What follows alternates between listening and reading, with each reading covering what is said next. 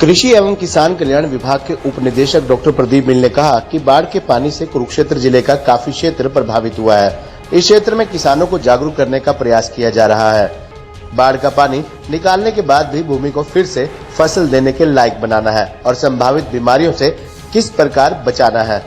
इस जिले के गांव-गांव में जाकर कृषि एवं किसान कल्याण विभाग के 60 अधिकारियों के नेतृत्व में टीम किसानों को जागरूक करने का काम कर रही है।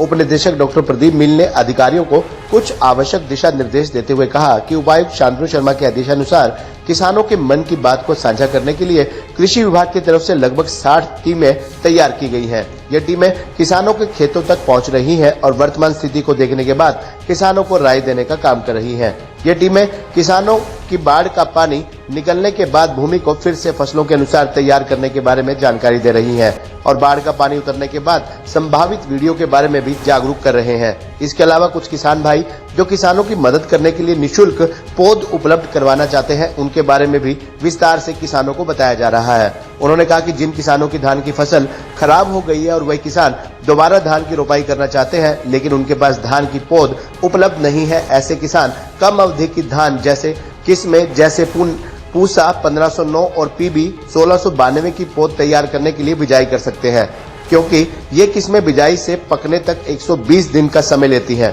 और 15 से 20 नवंबर तक कटाई के लिए पककर तैयार हो जाएंगी और उसके उपरांत किसान गेहूं की फसल की बिजाई कर सकते हैं। उन्होंने कहा कि बरसात का पानी उतरने के बाद जो फसलें बच गई हैं, वे किसान उन फसलों में यूरिया आदि खाद का स्प्रे करें।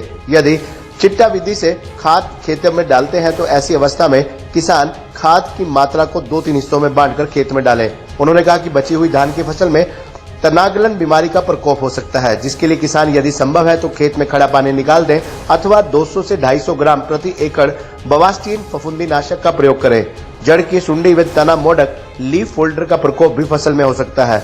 इसके लिए दानेदार कीटनाशक प्रदान 10 जी की 4 किलो प्रति एकड़ का प्रयोग करें तथा तना मोडक के लिए कीटनाशी क्विन फ्लास 20 AF की 400 मिलीमीटर का प्रति एकड़ स्प्रे करें। उन्होंने कहा कि फसल अवशेष प्रबंधन हेतु एकल किसान को 50% व कस्टम हायरिंग सेंटर को 80% अनुदान पर कृषि यंत्र उपलब्ध करवाए जा रहे हैं, जिसके लिए किसान ऑनलाइन पोर्टल पर 23 जुलाई तक अपने आवेदन कर सकते हैं। इन कृषि यंत्रों में SMS system, happy seeder, chopper, MB plough, super seeder, zero drill machine व बेलर शामिल है।